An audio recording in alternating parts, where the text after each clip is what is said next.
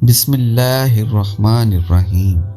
السلام علیکم ناظرین، معزز سامعین، آج ہم جس اولیاء اللہ کا ذکر کریں گے ان کا نام حضرت نظام الدین اولیاء رحمۃ اللہ علیہ ہے۔ آپ کا خاندانی نام سید محمد، آپ کے والد کا نام سید احمد بخاری اور آپ کی والدہ کا نام بی بی زلیخا تھا۔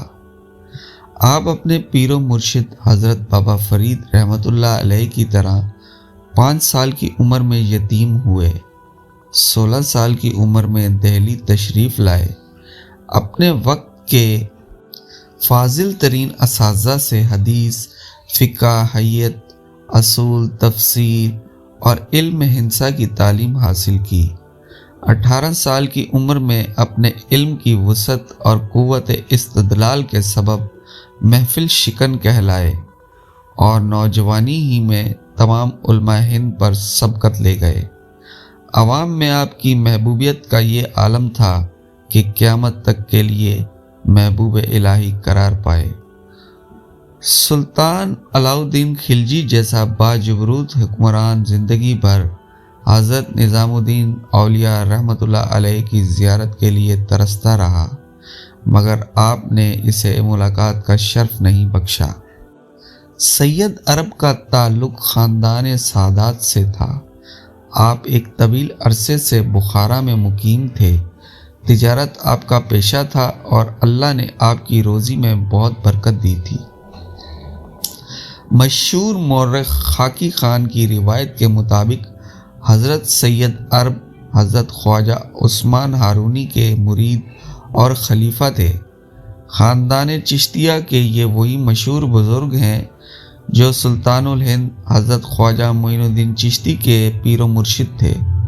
اس طرح حضرت سید عرب اور حضرت خواجہ غریب نواز میں رشتہ سادات کے علاوہ رشتہ روحانی بھی موجود تھا۔ حضرت سید عرب بہت دنوں سے ہندوستان جانے کے بارے میں سوچ رہے تھے تاکہ اس ملک کے حالات کا جائزہ لے کر تجارتی روابط قائم کر سکیں۔ کچھ دن بعد حضرت سید عرب نے خواب میں دیکھا کوئی شخص انہیں مخاطب کر کے کہہ رہا تھا، سید تمہارا ارادہ نیک ہے، ہندوستان چلے جاؤ۔ اب سید عرب کو یقین ہو گیا کہ عازم ہندوستان ہونے کا خیال بے سبب نہیں تھا۔ آپ نے زوجہ محترمہ سے اپنا خواب بیان کیا۔ وہ ایک وفادار خاتون تھیں۔ انہوں نے شوہر کے خواب کو حقیقت سمجھا اور رضامندی کا اظہار کر دیا۔ حضرت سید علی بخاری حضرت سید عرب کے حقیقی چچا بھائی تھے اور دونوں میں بہت گہری دوستی تھی۔ جب سید عرب ہندوستان کی طرف روانہ ہوئے تو سید علی بخاری بھی ہمراہ تھے۔ کچھ دنوں تک یہ دونوں بزرگ اور دونوں بھائی لاہور میں مقیم رہے اور پھر ان دونوں سید خاندانوں نے بدایوں میں مستقل سکونت اختیار کر لی۔ سید عرب کے 2 صاحبزادے تھے، خواجہ عبداللہ اور خواجہ سید محمود۔ ایک صاحبزادی بی بی زلیخا تھیں جنہیں زہد و تقوی کے سبب اپنے زمانے کی رابعہ بصری کہا جاتا تھا۔ سید عرب کے سینکڑوں خدمتگار تھے جو آپ کے پیسے سے تجارت کرتے تھے۔ سید عرب کا شمار امیر و کبیر لوگوں میں ہوتا تھا۔ جب بی بی زلیخا جوان ہوئیں تو سید عرب نے اپنے چچا زاد بھائی اور دوست سید علی بخاری سے کہا، میں چاہتا ہوں کہ میرے اور تمہارے خاندانی رشتے زیادہ مضبوط ہو جائیں۔ سید علی بخاری سید عرب کی گفتگو کا مفہوم سمجھنے سے قاصر رہے۔ یہ رشتے روز اول کی طرح مضبوط اور باز خدا آئندہ بھی اسی طرح استوار رہیں گے۔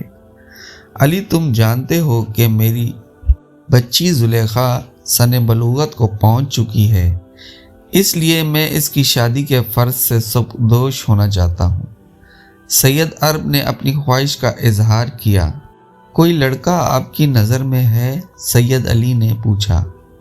تمہارے بیٹے سید احمد سے بہتر لڑکا کون ہو سکتا ہے؟ سید عرب نے دوست کے سامنے اپنا اندیہ ظاہر کر دیا۔ نہیں شیخ، وہ آپ کے ہم پایا نہیں۔ سید علی نے کسی تکلف کے بغیر کہا، میرے اور آپ کے معاشی حالات میں زمین آسمان کا فرق ہے۔ یہ ظلم ہے کہ ناز و نعم میں پرورش پانے والی لڑکی کو ایک ایسے شخص سے وابستہ کر دیا جائے جس کے ذریعے آمدنی بہت زیادہ محدود ہوں۔ علی، تم جانتے ہو کہ کثرت مال کے باوجود میں نے اپنے بچوں کو فکر و قناعت کی تعلیم دی ہے۔ سید ارب نے کہا، میں اپنی بیٹی کا ہاتھ اس نوجوان کے ہاتھ میں دے رہا ہوں جو زہد و تقوی اور علم کی دولت سے مالا مال ہے۔ آخر سید علی اس نئے رشتے پر رضامند ہو گئے اور 615 ہجری میں سید احمد بخاری اور بی بی زلیخا کی شادی ہو گئی۔ بیٹی کی شادی کے ایک سال بعد 616 ہجری میں سید ارب دنیا سے رخصت ہو گئے۔ سید احمد بخاری بی بی زلیخا جیسی نیک سیرت خاتون سے وابستگی کے بعد بہت خوش تھے، لیکن حالات کی تنگی کے باعث اکثر کہا کرتے تھے، میں تمہیں وہ آسائشیں نہیں دے سکتا جن کی تم بچپن سے عادی رہی ہو۔ بی بی زلیخا اپنے شریک زندگی کی تالیف قلب کے لیے عرض کرتی، ایک مسلمان عورت کی آسائشوں کی معراج یہ ہے کہ اس کا شوہر اس سے راضی رہے۔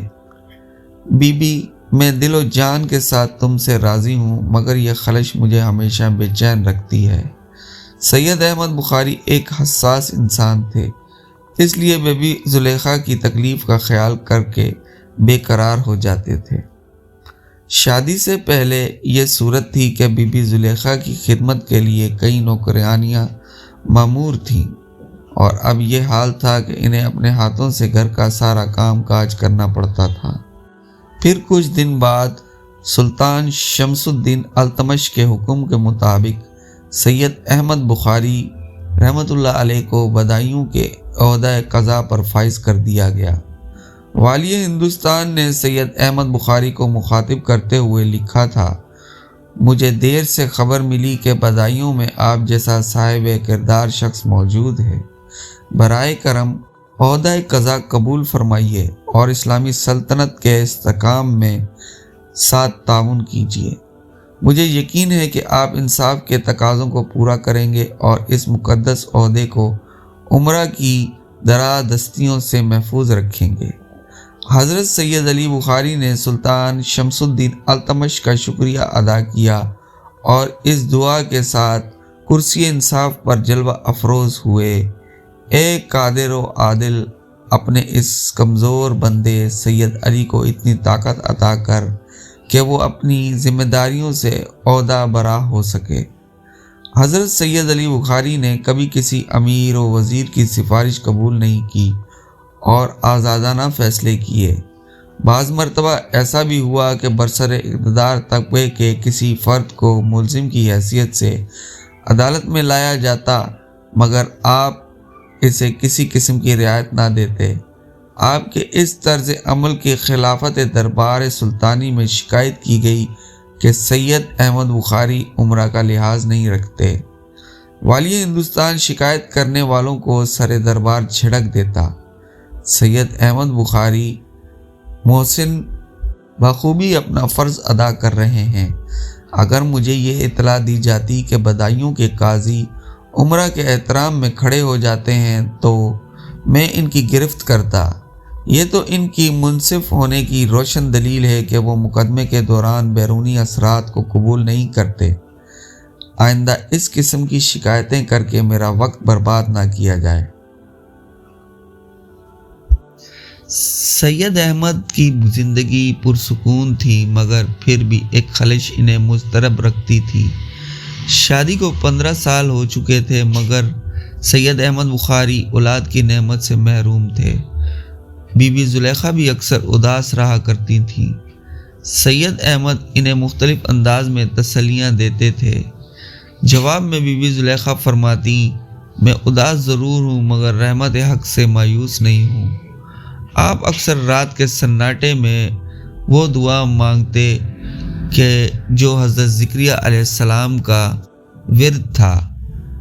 اللہ کے یہ محبوب پیغمبر اولاد کی تمنا کرتے کرتے بوڑھے ہو چکے تھے۔